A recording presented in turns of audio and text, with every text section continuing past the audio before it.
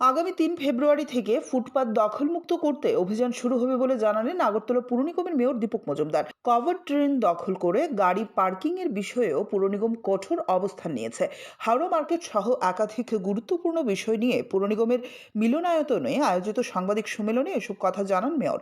তিনি বলেন, হাওড়া মার্কেটের ব্যবসায়ীদের জন্য ৭ ফেব্রুয়ারি পর্যন্ত সময় বেঁধে দেওয়া হয়েছে।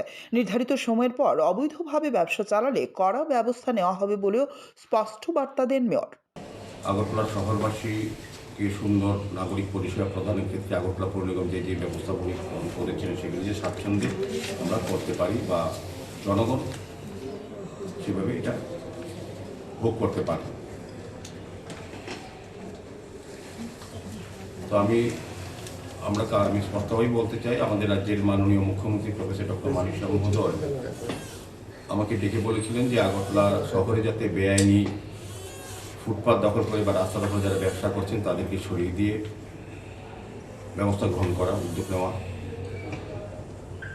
এবং শুধু রাস্তা নয়, বেআইনি যে যত সব কাজ হচ্ছে যেখানে বাজারগুলিতে বিভিন্ন নদীর পাড়ে আমরা দেখেছি, যেমন হাওড়া মার্কেট, এটাও একটা বেআইনি জায়গা বলবো। কিছুটা যারা আইনগতভাবে ব্যবসা করছেন তাদের আমরা ব্যবস্থা করবো, কিন্তু পাশাপাশি দেখা গেল বেআইনি অনেক দোকান ঘর খুলে এখানে নেশা বা অন্যান্য বেআইনি ব্যাপার চলে।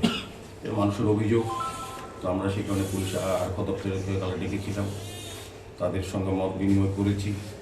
তো মাননীয় মুখ্যমন্ত্রী চাইছেন শহরকে পরিচ্ছন্ন রাখা, পরিষ্কার রাখা, যানজট মুক্ত করা। সেদিকে আমাদের সরকারও কাজ করছেন। মাননীয় মুখ্যমন্ত্রী খুব আন্তরিক, উনি প্রায় প্রতিদিনই প্রায় বলতে গেলে আরক্ষা দপ্তর সহ বিভিন্ন দপ্তরের সঙ্গে আধিকারিকের সঙ্গে উনি আলোচনা করেন এবং নির্দেশও দেন, এবং আমাদের সঙ্গে উনি আমাদেরকে বলেন যে এই কাজগুলি করার জন্য।